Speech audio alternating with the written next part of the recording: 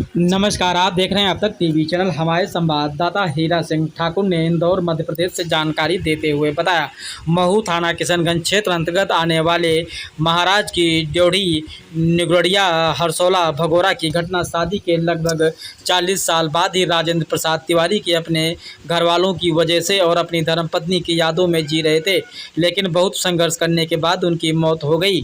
शादी के 40 साल बाद ही बीमारी की वजह से मौत हुई। महू थाना किशनगंज क्षेत्र में एक 60 साल की नवविवाहिता को पति की मौत के दिन ही देवर राहुल तिवारी ने मनहूस और गंदी गालियां व जान से मारने की धमकी देकर घर से निकाल दिया। जब उनकी बच्चियों ने बार बार कहा कि हम अपने पापा की यादों के सहारे जीवन गुजार कर लेंगे, लेकिन राहुल तिवारी ने एक नहीं सुनी। मायके वाले जब पहुंचे और समाज की दुहाई दी तो ससुराल वालों ने पैसों की मांग की। घटना 15 जून की है। पुलिस ने गुरुवार को किशनगंज थाने में पत्नी व मायके वालों की शिकायत पर देवर राहुल तिवारी उर्फ व ससुराल के खिलाफ घरेलू हिंसा व जमीनी से बेदखल प्रताड़ना का मामला दर्ज कराया, क्योंकि राजेंद्र प्रसाद तिवारी के घबराहट के चलते अचानक मौत हो गई। राजेंद्र प्रसाद तिवारी के अंतिम संस्कार के दिन पत्नी को राहुल तिवारी ने धक्के देकर घर से निकाल दिया। भाभी को घर से निकालते समय देवर ने भाभी को कहा कि तुम मनहूस हो, तुम्हारे कारण यह दिन देखना पड़ा। हमें तुमसे कोई लेना देना नहीं है, ना ही तुम्हें प्रॉपर्टी में कोई फूटी कौड़ी मिलेगी। इस पर भाभी ने बार बार ससुराल वालों व देवर से गुजारिश की उसे इसी घर में रहने दे, रिश्ता चाहे कम समय का रहा हो, लेकिन इस घर में उनके पति की साथ उनकी यादें जुड़ी हुई हैं। अब देखना यह है कि पीड़िता को न्याय मिलता है या नहीं। आइए चलते हैं हमारे संवाददाता के साथ। जब आप अभी वहाँ अंतिम संस्कार के लिए गए तो आपके साथ किस प्रकार से व्यवहार करा? बहुत दुर्व्यवहार किया मेरे साथ उन लोगों ने, बहुत दुर्व्यवहार किया और मुझे भगा दिया उन लोगों ने। मैंने पूछी भी कि जीजी मैं रहूं तो नहीं, बोल दिया, बोले नहीं यहाँ तेरा क्या है तो तू रहेगी। मैं चली आई है, मेरी बेटी और मेरा बेटा मेरे को लेके छवाई चोरी चले आए। देखो मेरे को तो 2 बेटियां हैं, बेटा है ही नहीं मेरा, तो बेटा नहीं हुआ। उसी वजह 3 बेटी मेरे को हुई, 1 बेटी मेरी शांत हो चुकी, 2 बेटियां हैं मेरे पास में। अब बेटा ना होने से मुझे मेरी ज़मीन से मेरे देवर ने वंचित कर दिया कि तेरे को लड़का तो हुआ नहीं, तेरी ज़मीन जायदाद कहाँ की तेरी, बोले। तो अब मैं सहयोग चाहती हूँ सरकार से कि सहयोग मेरा थोड़ा सरकार कुछ कर ले। तो मेरा भी विधवा हो चुकी हूँ, 65 साल की उम्र है मेरी भी, और मेरा है ना तो कुछ भी पालन पोषण वाला मेरे पास कुछ भी आधार नहीं है। मेरे को सिर्फ पेंशन, विधवा पेंशन मिलती है, उसी में मैं मेरा गुजारा कर रही हूँ, खा पी रही हूँ। गोली दवा है तो शिवराज देता है 5 किलो अनाज, उसमें क्या होता है। मैं बहुत मुसीबत की मारी हुई औरत, तो अब मेरे से मजदूरी भी नहीं बनती। 65 साल की उम्र में को मैं मजदूरी करने जाऊँ भी तो कैसे जाऊँ। आज आप गए थे तो आपको साथ किस प्रकार से और क्या क्या परेशानी आई है वहाँ पर? वहाँ पे मेरे को यही परेशानी आई, ना मुझे मिलने दिए मेरे पति से ठीक से और ना मेरे को रहने दिए। वह मैंने पूछा भी सबसे कि मैं रुक जाऊँ 10 दिन, तो नहीं बोल गए, बोले नहीं तो 10 दिन है कहाँ रहेगी। किन्होंने बोला आपको ये चीज़? सब मेरी जिठानी ने भी बोला, सब ने बोला। जो आपके साथ बोले हमारे आदमी ने ये बोल दिया है कि नहीं वो नहीं रह सकती, वो जैसी आएगी उसी जाएगी लड़की के।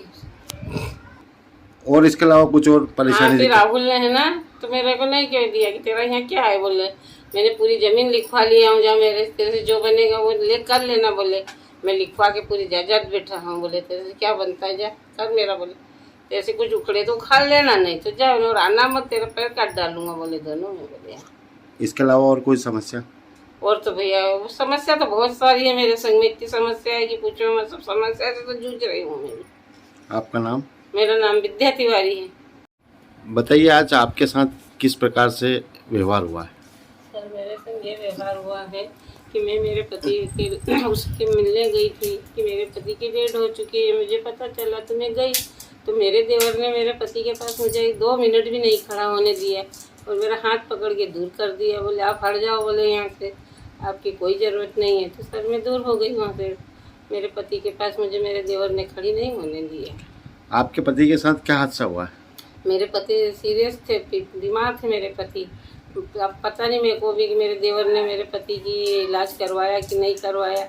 मेरे पति के पास 11.5 बीघा ज़मीन थी, मेरे देवर ने पूरी लिखवा चुके हैं। और मेरे देवर ने है तो पता नहीं अब क्या क्या किया, इलाज करवाया नहीं करवाया, मुझे कोई कुछ नहीं बताया मेरे पति ने। आपके देवर का नाम? मेरे देवर का नाम है नरेंद्र प्रसाद तिवारी। कहाँ रहते हैं ये? सिंध बड़ौदा ओड़ी महाराज। क्या करते हैं ये? खेती करते हैं। तो आपको और आपकी बेटियों को आज उनका दाह संस्कार में गए थे तो किस प्रकार से? बहुत दुर्व्यवहार किया उन लोगों ने, मेरे से भी, मेरी बेटियों से भी, और मेरा भाई भी था संग, मेरे भाई के संग भी किया। आपके देवर ने आपको अपने जो पति के साथ जो जिस प्रकार से आपको रहना चाहिए, जिस हाँ। प्रकार प्रकृति का अंतिम संस्कार में हाँ। जो काम होता है उस काम से भी आपको वंचित रखा? हाँ, वंचित रखा मेरे देवर ने। मेरे को बुलाया गया पर मेरे पति के पास मेरे को नहीं होने दिया। मेरा पति बोलता है, मेरा देवर बोलता है अब हट जाओ, बोले तुम्हारी कोई जरूरत नहीं है। तो सर मेरे को ऐसा धक्का दिया तो मैं मेरे जेठ के बगल में चली गई, धक्का लग गया मेरे बड़े जेठ के। अब मैं तो मुँह ढकी हुई थी, मैंने कोई ऐसा ध्यान नहीं दिया। अच्छा, मेरे संग बहुत दुर्व्यवहार किया आज मेरे देवर ने। तो आप इस बात को लेकर कहाँ थाने गए तो थाने वालों ने क्या जवाब दिया? थाने वालों ने मेरे को यही जवाब दिया है कि भाई मेरी लिख लिया, और क्या, बस जो मेरे से पूछा। थाने वालों को भी मेरी तकलीफ मैंने बताई कि भाई मेरे संग ये काम हुआ वहाँ पे।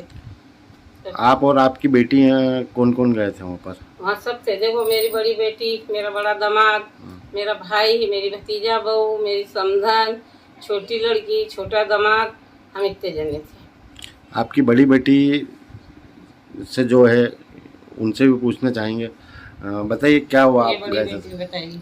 मैंने बोली थी सर कि मैं लड़की का पूरा अधिकार बनता है, मैं आगे दूंगी। सब मेरे को चिल्लाती है, बोले तू कहाँ से आगे देगी? बोले तो आपको आग देने से वंचित रखा हाँ, गया? वंचित रखा मेरे को, मुझे आग देने से। मेरा चिल्ला चिल्ला के बोली, मैं पैदल फैक्ट्री तक गई। अरे धूप इतनी कड़क है, और घर से बहुत दूर तक फैक्ट्री पड़ती है हमारी, टाइल्स बनती है, वहाँ तक मैं पाँव जलाती हुई गई धूप में, पर मुझे नहीं देने दिया। नहीं, तू नहीं देगी।